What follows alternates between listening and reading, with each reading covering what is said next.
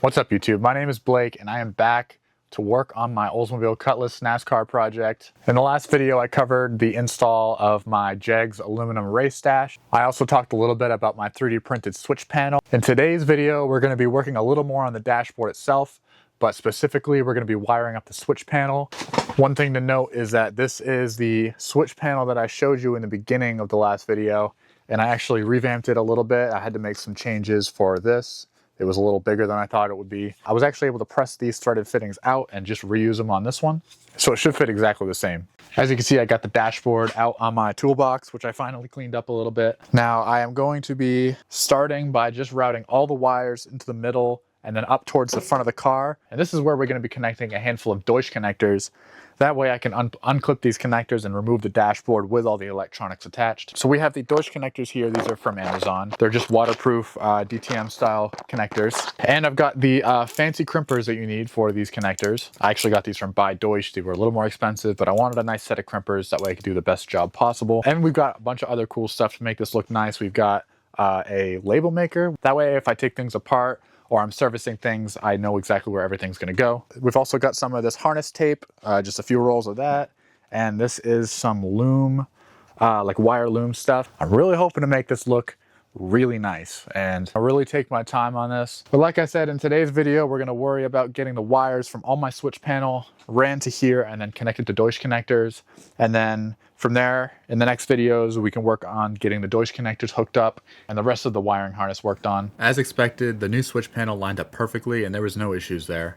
To make sure all the wires are the right size, I decided to run them through kind of a mock-up loom I made with just zip ties and masking tape. I then took every single little bolt and nut off of all these connectors and I put them all in a little box to save for later. These little tiny bolts on these switches were the bane of my existence throughout this whole process, especially since they were already mounted on my switch panel and I was too lazy to take them off. Getting them on and off was awful. I started off by just making every connector on the switch panel side. At the time I didn't bother doing the heat shrink. I was going to do it all afterwards, but I definitely wouldn't do it this way again. Once I started accumulating some wires, I was using masking tape to keep it all together. That way in the end I can take it all off and it wouldn't leave any residue or anything funky. Alright, so we're going to start off with this 12-pin Deutsch. This will connect at least 6 of my switches. It only needs power going in and power going out. I only have one of these 12 pins, so for the rest we're probably going to use another 8-pin or something like that. Hopefully that should be enough. We do have window switches, which I think are going to use up a lot of pins. Maybe I'll put those on their own connector, we'll see.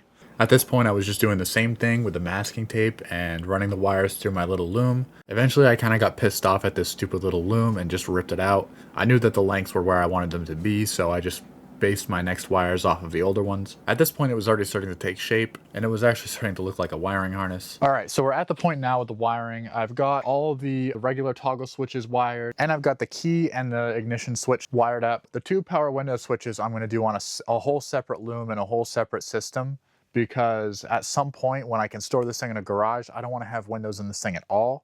So eventually those will get ripped out. But yeah, we're getting there. I also wired up this switch, which I'm not sure what I'm going to put it to, but I don't see a sense in not wiring it up with the rest of it in the loom. Because if I wanted to add something to that switch, I'd either have to run it to the outside of the loom or take the whole loom apart, and that just doesn't make any sense. So I ran these 2 wires for the switch with the rest of them, and maybe I'll even hook it up to the Deutsch connector, I'm not sure. These 3 are going to be to this switch. This is going to be a 3-position sensor for the headlights, but I got it set up for now like this. Here is a good view of what's going on. It kind of looks like a mess, but honestly, I expected it to be a lot worse than it is. I also thought that this loom would be a lot thinner. This is a lot of freaking wire. I guess it adds up quickly. I think next thing I'm going to do, I'm going to take all these off, which already sounds like hell. I'm going to heat shrink all of these using a heat gun, and then I can put them all back, and then I'm going to take all this tape off and reloom it nicely with the wiring loom tape and this fiber looking loom stuff here. And then after that, we can get to connecting these Deutsch connectors, and then I don't know, we'll see what happens. Taking this off was about as fun as you'd expect. Again, I freaking hate these stupid little bolts, especially when they're in tight spaces like this.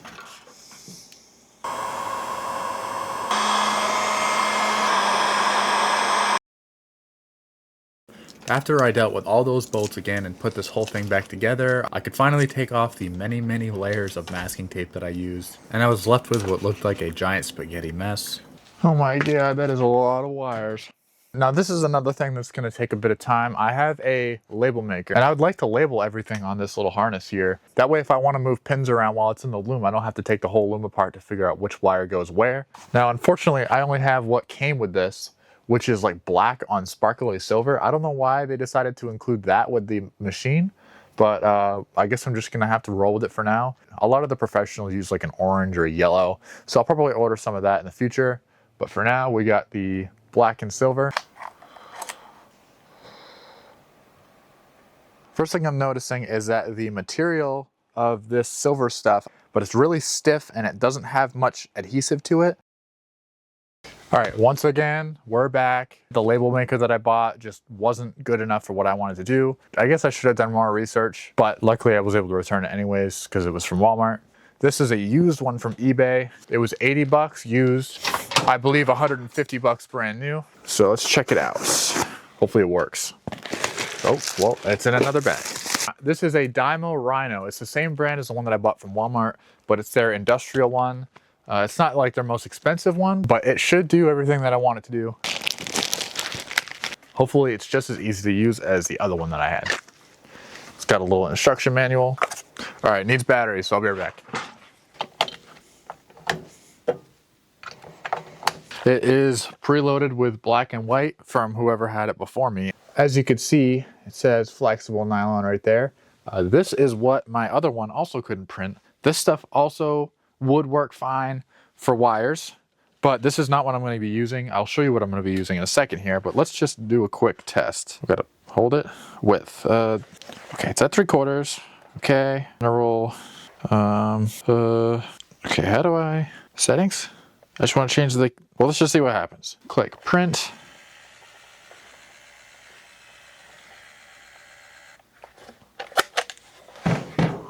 Okay, it said hello, Blake or Rayman. I don't know where the hello came from. Oh, you know what? I think it does 2 lines. That's pretty interesting. It also seemed to print a lot cleaner than my my other printer. I don't know if you guys saw, I printed subscribe and it was like barely even on there. This also does feel a lot nicer. This is way too thick for 18 gauge wire though, so I'm definitely gonna make use of this stuff, but let me show you what I got for the actual wires. All right, this is what I got to put on my wires. One thing that I discovered, and the reason I paid so much for a label maker, is because they actually make heat shrink labels, and this is perfect for what I want to do, obviously. So I got a 4-pack of this stuff. This is made for my printer, so hopefully it fits. Hopefully I got the right stuff. But yeah, let's give it a try. Okay, so we got it installed. It is a 1/4 inch. Yep, tiny stuff. Tiny wires, tiny stuff. You know what they say about people with tiny wires? Tiny labels. All right, so we don't want hello here. Just want, let's actually, I don't want to waste any of the good stuff. So let's just print IGN space in. You know, I could use the instruction manual, but I'm too stubborn for that. Okay, we'll just print it, see what happens.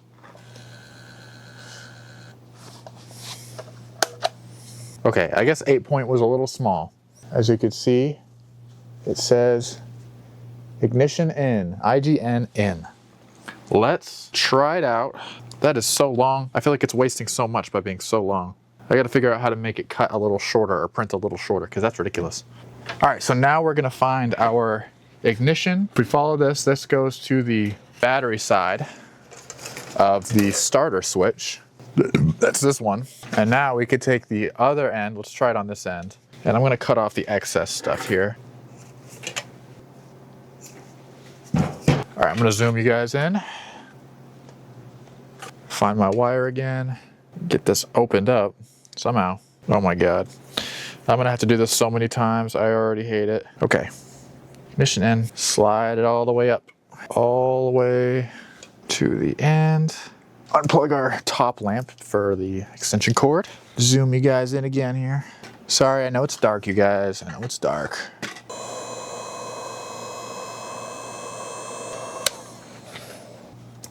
That's pretty damn easy. Let me show you guys this.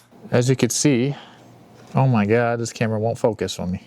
As you can see, it gives it this nice little text on it, and it's heat shrunk right on there, so it's definitely not coming off. All right, now, slow process. heat shrinking all of these freaking labels. First of all, I got to figure out how to make the labels shorter so I don't waste so much, and then we can get into it. Now, I really thought this process was going to be absolutely excruciating, but it definitely was not bad. Once I got the hang of actually getting the shrink onto the wires, I really started to pick up the pace and got it done pretty quick. All right, guys, that did not take nearly as long as I thought it would. We got the switch panel side of the labels done. There's 2 blank switches right now, and then there's 2 window switches which aren't wired still. We're gonna heat shrink what's on here, and then we're gonna start to tie up the loom a little bit and then snip up the end. And then we're gonna do the same thing with the labels on the Deutsch side and then connect the Deutsch connector. And then we will do something else. I'm using one last piece of masking tape just to give this all some good slack. I want to have, I guess you could call this a service loop, but there ain't no loop. Just to make sure that it's got enough slack. If I want to move wires around, I can do that easily. And now I can pull all of these tight. And you know what? We're going to use these real quick. I just picked these up today at the hardware store. They are cable tie mounting base. Anyways, you stick these on this, and I can connect a zip tie to it, and that's how everything's going to be held onto the dashboard without drilling holes or making anything visible from the top side or the front. If I get this damn thing open. Anyways, check that out. Look. Ooh, pretty sick. Try to mount these nicely, like I said, but it's not going to be seen anyways, so who really cares except me? Ooh, yes. Perfect. Right there. Oh, man. That looks good. And then we're gonna take a zip tie and tie it up. Oh, also, look, I put the Hello Blake Ram Man right there. A little Easter egg for me, or for whoever works on this, which is just me. I don't know who else would work on this. Okay, so this all comes this way, and it curves. And you know, we're gonna stick another one of these. We're gonna stick another one of these right where we need it here, right about here. Should have used IPA before I did this, but it's okay. Another zip tie, and I'm gonna loosely zip tie it. That way I can pull all the wires really tight. And the goal here is to get all the wires cut, and then we're actually gonna take it apart again, backtrack a little bit, and then we're gonna label the other side. I want everything to be nice as possible. All right. Now we're gonna have it curve here. And what we're just gonna do is find the shortest one. Then we're gonna call that our length. And the shortest one is this one. I don't know why it's so short, but you know, things happen, I guess. All right.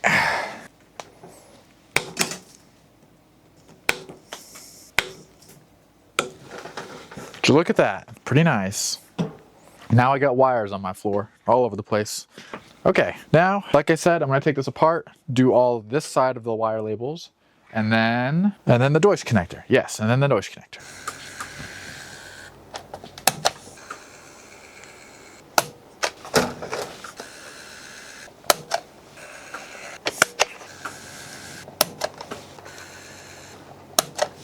And just like that, I have all of the heat shrink labels complete. They're all on there really nicely, and now I can focus on getting these wires routed just a little bit nicer and make sure that all the wires line up for the next step, which is probably the most satisfying step of this whole process. Finally using this wire loom as well as this harness tape. Getting it to fit around all these wires was honestly kind of a bitch, but eventually it stretched out enough. But even while the loom was on the wires still wanted to poke through the side of the loom, which kind of made it a pain in the butt to get it all the way through, but I slowly wiggled it on and eventually it was all the way on. Then I just had to double check that all my wires were still there because honestly I wasn't sure. I used the harness tape just on the ends of the nylon just to clean up the frayed edges. All right, we got the wiring harness ran through the nylon stuff and tied up with the harness tape. Next step is going to be running these wires into the Deutsch connector. So let's get into doing this Deutsch connector. We got to start stripping all the wires and connecting all the pins to them. I haven't tested this at all, so let's figure it out. All right, so here are the pins, little tiny ones as you can see. Start by stripping a wire. Pin 1, okay. Pin 1 is fan 1 in. Then we gotta find fan 1 in. Take our little pin here. That's a nice connection right there. And then I think we just push this into pin 1, right? Oh, there we go. Wow. And it really sinks it in too. That's awesome. Okay, now we continue. I gotta find fan 1 out.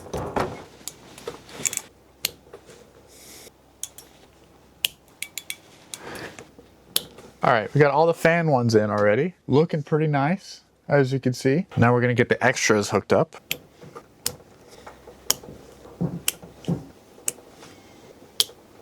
All right, guys, look at this. We got all of the 10 pins that I'm gonna put in this 12 pin installed. It looks great. And now I believe we just press this. Okay, yes, this definitely goes this way. Oh my God. So cool with that.